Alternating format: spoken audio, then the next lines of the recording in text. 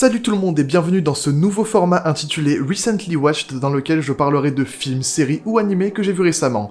Donc ça pourrait être totalement des films qui sont sortis de l'année dernière comme des trucs qui sont sortis il y a 20 ans. Ici, on ne fait pas de discrimination. C'est un format que j'aimerais produire régulièrement, 1 à 2 fois par semaine, donc j'espère vraiment qu'il vous plaira, et si c'est le cas, n'hésitez pas à le partager, à le commenter ou à le liker. Et aujourd'hui, on va parler de Tenet.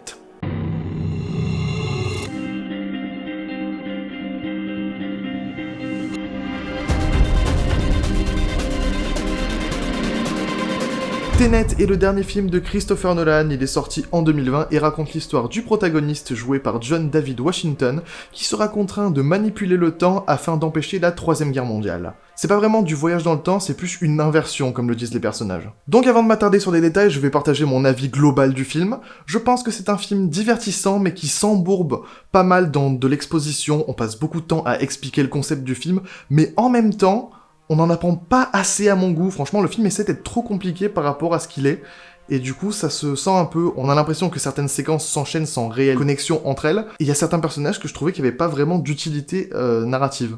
Pour rentrer un petit peu plus dans le détail, le film commence in medias res, au cœur de l'histoire, dans un opéra, dans lequel ils font une opération pour récupérer une partie de l'algorithme, qui est censé justement causer la Troisième Guerre mondiale, et c'est là déjà que je suis totalement paumé. On n'explique pas ce qu'est l'algorithme avant au moins la moitié du film, du coup tout le début on est complètement perdu. S'ensuit des séquences qui sont tout aussi floues qu'inutiles, on explique un petit peu le concept, mais même les personnages eux-mêmes ne comprennent pas vraiment le concept.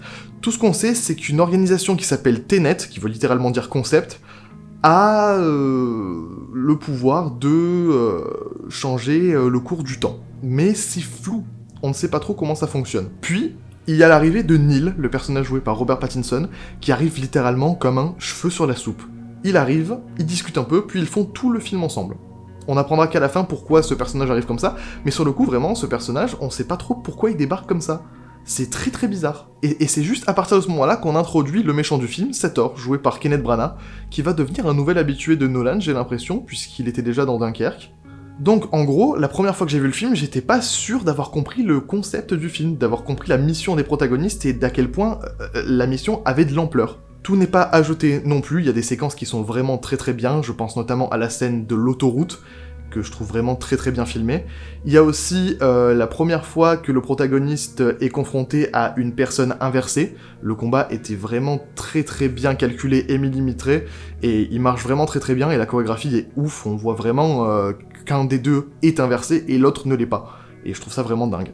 Et évidemment, la séquence de fin qui se déroule dans un endroit super vaste, avec à la fois des personnes à l'endroit et des personnes inversées, ce qui donne vraiment une scène d'action dantesque, avec de la physique qui ne devrait pas fonctionner, mais qui fonctionne avec le concept du film. Et le film fait quand même quelque chose que j'aime énormément dans les films. On revient sur une séquence qu'on a déjà vue, mais d'un autre point de vue. En l'occurrence, la séquence justement du combat entre le protagoniste et la personne inversée, on la voit une première fois du point de vue du protagoniste, et on la revoit plus tard dans le film du point de vue de la personne inversée, donc on revoit le même combat mais dans l'autre sens. Et franchement ça, j'adore ça. Côté personnages, ils sont vraiment sous-développés, mais c'est un petit peu le concept du film, même les personnages ne savent pas trop les uns des autres, ils le disent eux-mêmes, on ne doit pas trop savoir de ses associés. Mais du coup, ça fait des personnages qui sont un peu vides.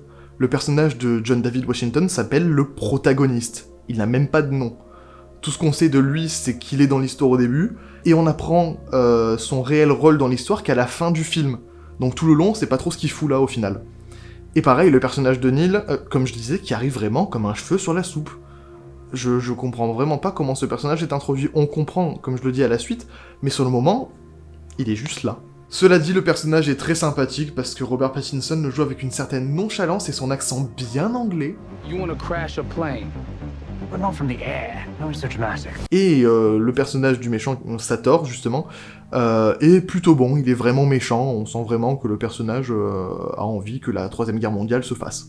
Niveau réalisation, tout a été fait à la pellicule et en effet pratique, c'est-à-dire que tout ce qui a été filmé a été fait sur le tournage, il n'y a eu aucun fond vert utilisé pour ce film. Et ça, je trouve ça à la fois dingue et à la fois très contraignant. Je vois pas pourquoi ça poserait problème d'utiliser de la CGI à partir du moment où la technologie d'aujourd'hui, on s'en rendrait même pas compte qu'il y a de la CGI en fait. Mais je dois quand même le dire, c'est quand même vachement stylé que tout ait été filmé sur l'instant. Au niveau des plans, c'est très carré, il n'y a rien qui dépasse, franchement, c'est du Nolan, hein, c'est parfait, c'est centré, c'est symétrique, et en plus de ça, au niveau de la couleur, ils ont gardé cette couleur un petit peu turquoise qu'il y avait déjà dans Dunkerque, et j'aime beaucoup. Et pour représenter les non inversés et les inversés, il y a un code couleur. Les non inversés ont le code couleur rouge, donc tout ce qui est associé à la couleur rouge est associé aux personnages qui sont dans le sens normal, et tout ce qui est bleu est associé à ce qui est inversé. Donc franchement, c'est une bonne aide pour comprendre ce qu'on est en train de regarder. Niveau musique, elle a été composée par Ludwig Göransson, qui est notamment le compositeur de Black Panther ou de The Mandalorian, dont je parlerai dans un prochain Recently Watched. Et franchement, ce sont de très bonnes compositions.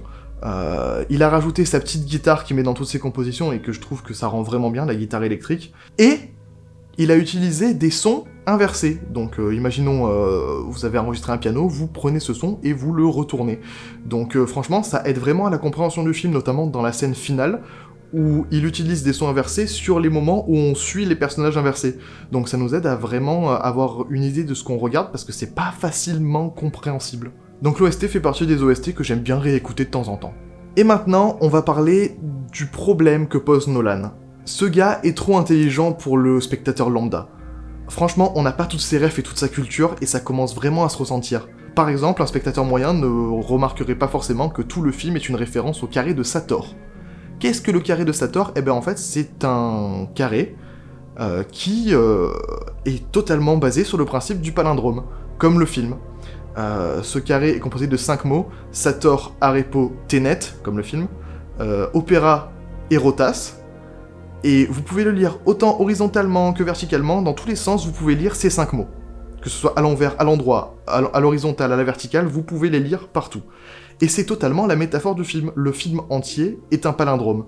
On commence là où on termine, pas dans le même lieu, mais dans la même temporalité. Le début du film se passe au même moment que la fin du film. Et quand on sait ça, tout devient plus clair.